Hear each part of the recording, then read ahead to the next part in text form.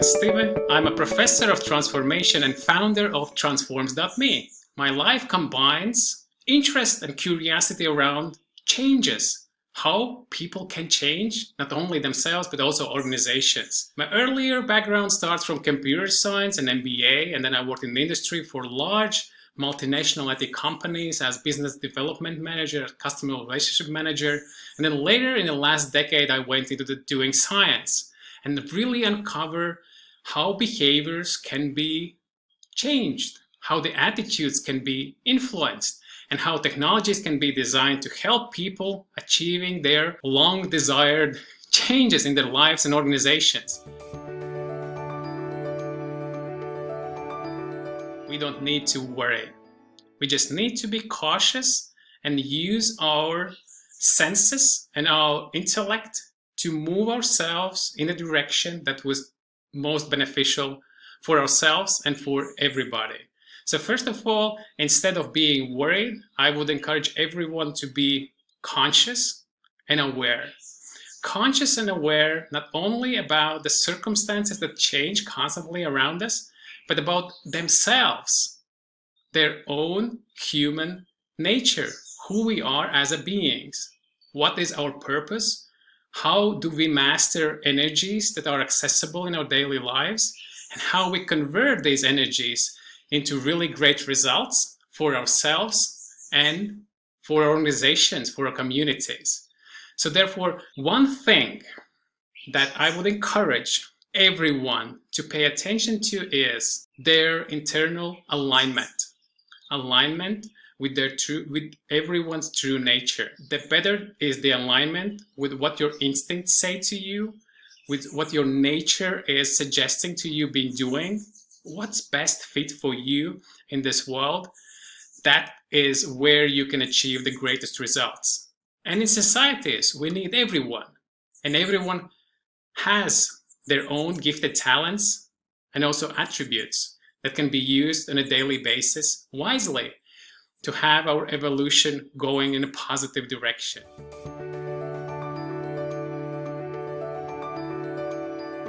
Some people are very considerate about future, and some people might think, oh, we always wanted our future to be better for ourselves and especially for our children, but some have become really doubtful whether the future can be actually better.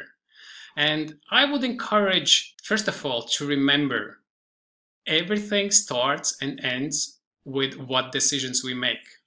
And then, based on these decisions, what actions do we make?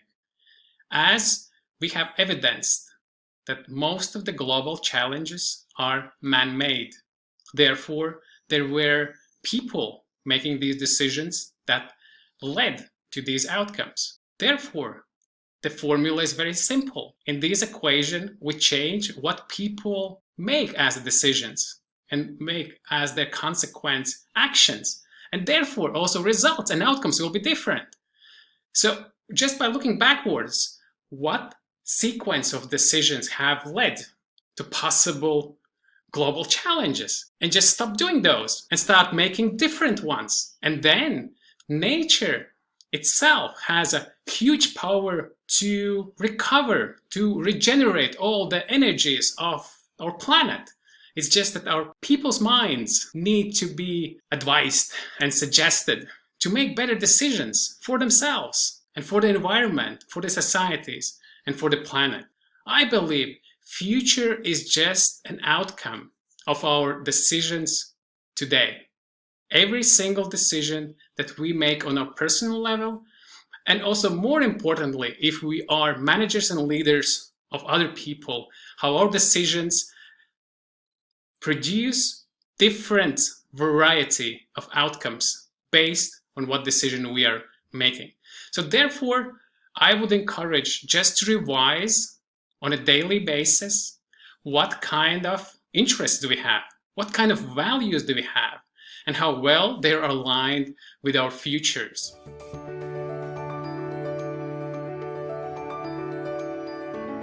While everything has been increasingly shifted towards using more and more technology, for our comfort, for our convenience, for our progress, for our accelerated businesses, there are more opportunities to build an easier life and use different kind of innovations that help us to do our work faster, more efficient, with more care.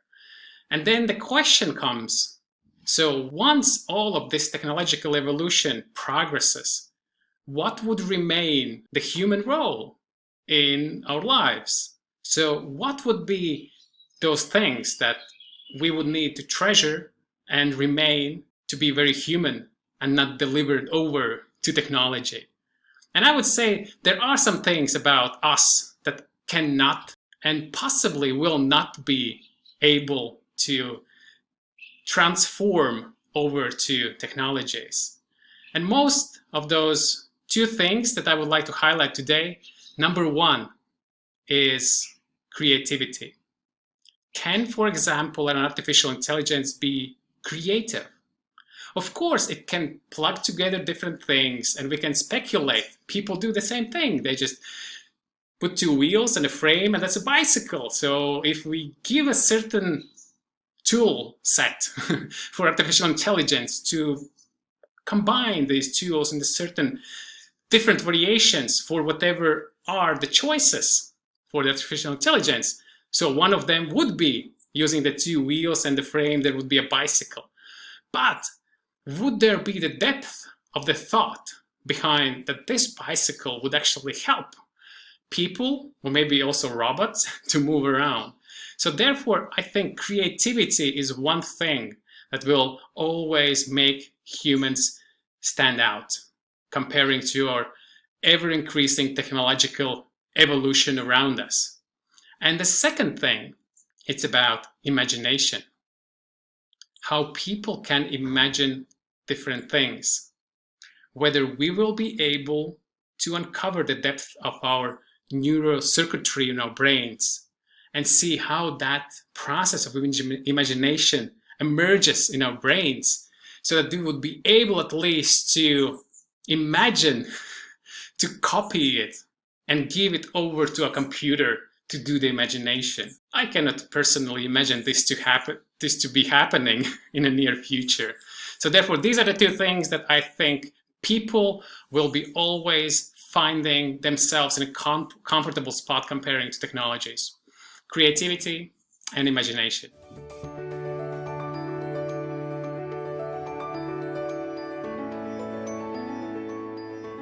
The movie Matrix, I remember it very well. That really changed my perspective, how I could comprehend a world which is dominated or run by technologies, and therefore also having this fight with our human nature. Of course, that's a fiction movie, but maybe not after some time, or to a certain degree in a certain context. And then we also have this movie Avatar, which is all about nature. And then there is this question: how can we be humans with the nature and with technology all together, living happily and also contributing to each other and helping each other? As a person having computer science background and MBA and working with people and helping them change and using technology design to accelerate and amplify that change, even up to the city scale, I'm confident it's all about what decisions we make. And if we want to be connected with the nature and leveraging technologies to help us being with ourselves, with the nature, and evolving as a mankind, and leveraging technologies to move ourselves in the direction of our progress, everything is going to be fine. I think technology has nothing more than a huge mirror. Technology is mirroring what people have, all of the sides, good sides and the bad sides. And therefore, we can also see how sometimes technology either backfires or actually having a negative impact on people's lives. And it's not that technology decided to do so. It's because people designing this technology and developing and managing and running this technology, they have decided what effect of their technology will have on human lives. So therefore, Technology is nothing more than a huge, huge mirror, and then it reflects our good values and possibly harmful values. I would suggest we have great movies like Matrix and Avatar. At the same time, we have our capacity to choose what life do we want and how we would like technology to serve us, and also how we would like to live in the connection with the nature. It all depends on us. This current circumstance around COVID-19 and coronavirus, it's just a great reminder. Of course, we had similar infections to some degree previously. Of course, this one possibly is a little bit smarter, a little bit more sneaky, but at the same time, it doesn't have completely different activities or completely different exposure or actions that are influencing people's lives. So therefore, we shouldn't say it was completely unexpected. We have had similar experiences before. But one thing which makes this coronavirus case really different is the fact that technologies and communities are now unifying to see and follow the effect of the virus and the footprint that the virus is leaving on a daily basis, on an hourly basis. So we can track how many people in which countries, to what degree are influenced or affected by that. Therefore, I think this is the time when we also realize that technology can help us to monitor much better at a larger global scale. And at the same time, it also made people to make huge leaps by using technology. So many people are now using different online platforms, communication tools, video conferencing. It was accessible before the crisis, before the virus was there. It's just that people still maintain some attitudinal barrier or some challenge in their heads that was saying, oh, no, this is not the same, or we should not use this. We always need to go and fly over people from different cities to one city for a 4-hour meeting and then fly everybody back. That's not going to return anymore. People and the planet has shifted in realization that we have habitually used different services which were less technologically driven, let's say less internet driven. But now people realize how many things actually can be achieved at the same good degree of performance through the internet. And therefore, that's a huge leap that many people, individuals, and also organizations have realized. And that's something that will never come back to so-called previous normal. So we have a new world where technologies are the great helpers, and all of the people that still are skeptical saying, well, but you cannot have this connection with a person when you are physically in the same room. Of course, nobody says it should be like this.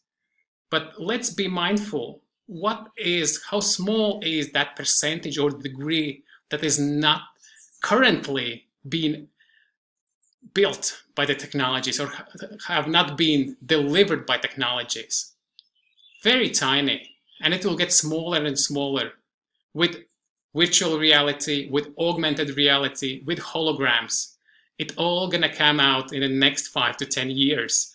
And there will be smaller and smaller degree that people would be able to point out saying, oh, but we are missing this from our physical interaction. And again, the interaction is happening here physically as well. It's just over the distance and through the screens. But one good thing is about human nature, we are very much designed to adapt to new things. And therefore, there is just way forward after this circumstance that we're currently experiencing, and we will be much more ready for the next one. I'm currently working on multiple very interesting and exciting things. And the most exciting things out of these 8 components of transformation is energetic intelligence. So how people are actually mastering different kinds of energies that they have access to. People oftentimes live in the delusion that they create energy. But the law of energy conservation says the energy cannot be created nor destroyed. So we are just about converting it. So if we can achieve a certain degree of result and we want more, it's just about improving our energy conversion algorithms. I think that's one of the most exciting things I'm doing and uncovering right now. The other is transformation gene. It's the knowledge, it's our nature that remembers how we evolved over thousands of years, and we have inherited understanding and knowledge and wisdom about change and transformation. It cannot be otherwise. Otherwise, we wouldn't be here. So therefore, something in our genes knows about change and knows how it works and how it can be done. And even the sustainable change, which I call transformation, that's the transformation gene. And why I've really thought about this recently is because of the field of epigenetics, which tells that people can have sequences of their genes more expressed or silenced depending on the environment or depending on their behavioral choices. And I believe so many people have chosen that they have no knowledge, no wisdom about change, pretty much, which says to their transformation gene, get silent. And that's why people then struggle and they look for different motivators outside and therefore not really succeeding anywhere, because external changes, external influencers, external motivation very rarely gets the transformation gene activated. But there is a good news. We have people with activated transformation gene, and they, through the social mirroring, can expose that, and then the genes are speaking their own language and waking up each other and then activating more and more genes into the other people. When people speak about change or transformation, oftentimes they feel it as being something difficult, something impossible, something mystical, unachievable. That's the problem. People have attitude, which is by definition negative towards change or transformation. That's why it is difficult, because we know that we are the designers of our future. We are making decisions about our life. And if we have made a decision that change is difficult, all of our senses, all of our daily experiences will be just confirming that. It all starts here with one attitude, and that attitude will change, which I often show to many people when I give my masterclass about transformation. So imagine this blue pen is your thought. One thought, only one. And that one thought says, change is difficult. As long as this blue pen is in your mind, change will be difficult. How to do the transformation? It's not enough that you have another thought. And the another thought is, change is practical. So here, change is difficult. And here, change, maybe not saying easy, but practical, doable. Sometimes people just get into the delusion and say, oh, why don't we just place another thought in your head? And then let's see natural selection competition and one will win. And usually hope that this will win. No, it will just drain your energy and you will give up. And then it will be a confirmation that change is difficult. Instead, transformation has to happen like this. So it has to be an opposite thought that replaces the previous thought. And imagine if the person has the new thought, one thought, change is practical, or change is easy, whichever it is. The only important thing is the opposite of this one. Then the person is just seeing evidence that things start changing and things start transforming.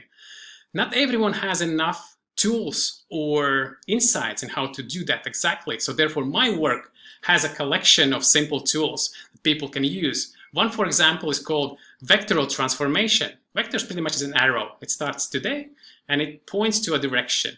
And at the end of the direction, you write down your target. For example, meditate 20 minutes a day, or brush your teeth 3 times a day, 2 minutes each time. And then that's your green vector, your transformational vector.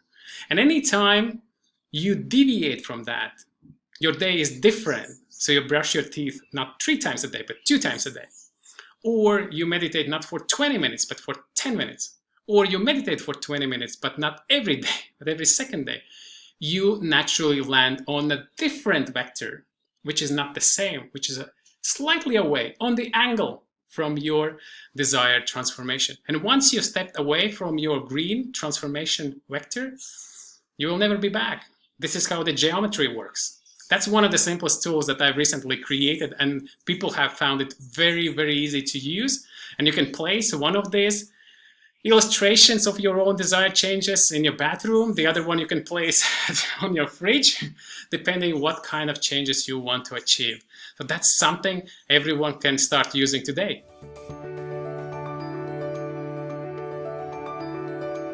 Sometimes people say, even if I learn how to change, even if I learn how to transform, where do I need to go with this? Which is my direction? And this is the time when people have reached the point to ask the very essential question. What's the purpose of my life? Who I want to be? Who I want to become? What contribution do I want to bring to myself and to others? How can I be of service to this world? Or how can I bring in something new to this world? And I think these are the questions that have to be very clear and transparent for every person every day. And if that's not the case, of course, people don't know which change they need to do. They sometimes are influenced by the conditioning of the society. Sometimes they are influenced by their friends. Sometimes they're influenced from the media. And then they are puzzled. Oh, these people are changing this direction. These people are saying about that global change. What shall I do? You should ask yourself, who do you want to be? Who do you want to become? And then, once you know the answers to these questions, then you can adjust transformation to some of the areas which haven't been adapted to your being, your future being that you want to become. So sometimes people want to have better life, but they still have bad habits. And those are the very basic components of our everyday life where people really, really want to change them. They can be related with eating, they can be related with sleeping, quite a very important two aspects of our biology. More sleep, healthy and eating. And not that everyone is succeeding with that. Starting from there, what is also gives if you do more healthy eating and more sleeping? You become more aware. You have more awareness of what your body is speaking to you through your instincts, through this signaling of a biological signaling saying which food is good or bad. Body knows that. It signals you every day. It's just that we sometimes are consciously overcrowded with too many questions, too much information, that we have decided that this is more important, that our logical and rational part of our brains is the king of our lives. But that's not true. We have all brain parts, and we don't even have access to many of them. Those ones that are responsible for our blood pressure, for heart beating, for cell regeneration, we have no control over that. So there is this super intelligence biology behind us that has given us this opportunity to think, and having this mental time travel, thinking about past and the future, and imagination and creativity. We should be very appreciative towards that. At the same time, the essential question that we need to bring into our conscious awareness, what's my purpose? What do I want to contribute? What do I want to bring to myself and to others? Once those questions are answered, then we are good to start the transformation. That's the right time when you can reassess what changes, what transformations would be helping you to move towards your desired self, and then you can start using the tools of transformation.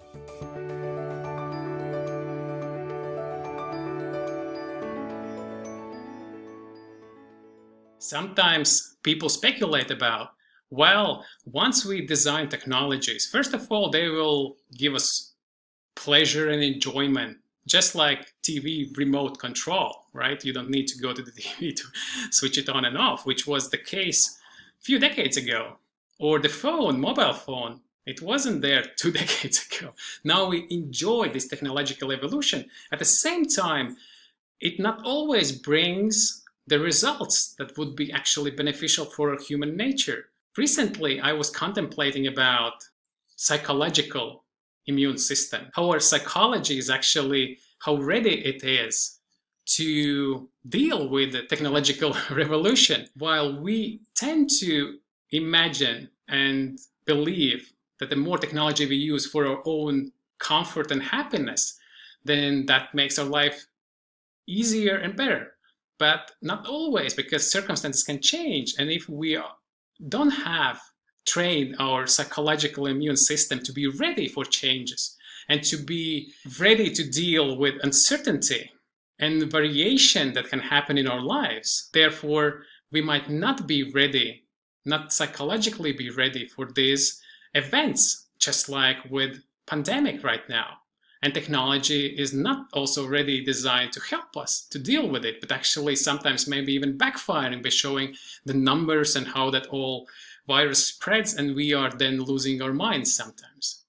So therefore, I would say if we, in the first place, make up our minds of where do we want to get as mankind, as societies, as individuals, then we can look at technologies, how they can help us, and not the other way around. It's not about what kind of nice technology we can design so that it flies over the skies and then it just makes fun. Of course, we need to have fun, but also we have to make the contribution of our developed technologies to our lives.